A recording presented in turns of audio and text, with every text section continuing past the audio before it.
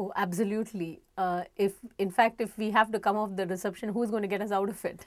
If entrepreneurs stay home and wait for the recession to end, right? The worldview in entrepreneurship is what you do matters. And if you don't do anything, it is not going to change. So when things don't go well, is even more the time to act.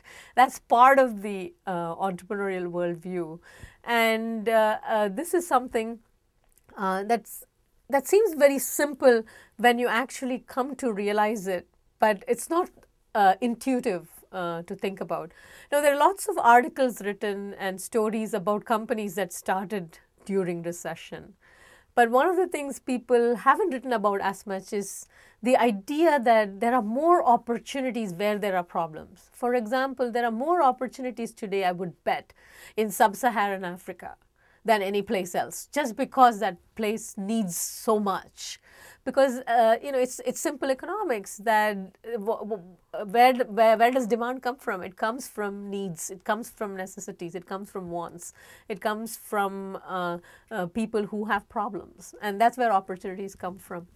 I had a student from Nigeria who took a class with me in the first year, and he had the same issue that a lot of my students have.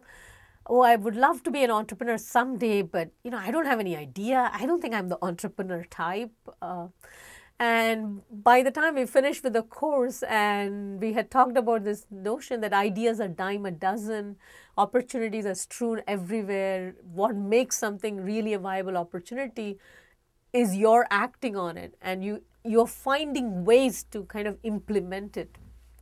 By the time we were done with it, I think he was ready to at least try something. So he goes back to Nigeria during the holidays. And then he comes back with a book of like 20 ideas, all of which he absolutely are doable and he wants to do now.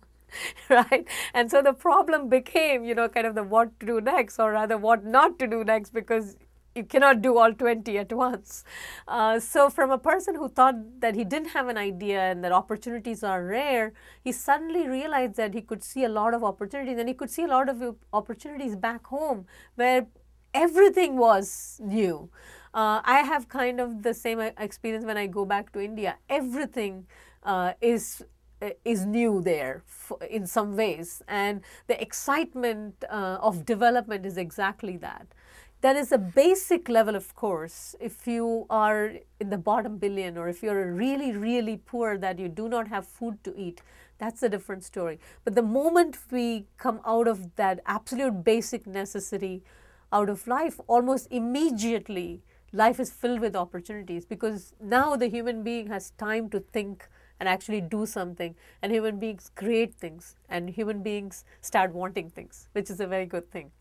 So I do believe that the environment for opportunities has to be, if there is a measure of it, higher today during a recession than when we had all that money floating around on Wall Street. And just to give you one example, one of the classic examples of a company that started during a recession is Sony. And Sony started during the recession in Japan, and they started trying to make rice cookers. And it's amazing. Apparently, if you go to Sony headquarters today, they still have these steamers on the wall, because that was the original business model for the company. So it goes to everything that we say. A, you can start a company like Sony during a recession. And B, you don't need to know what the heck it's going to be. It could be, a bunch of steaming baskets, and it turns out to be something, very different down the road.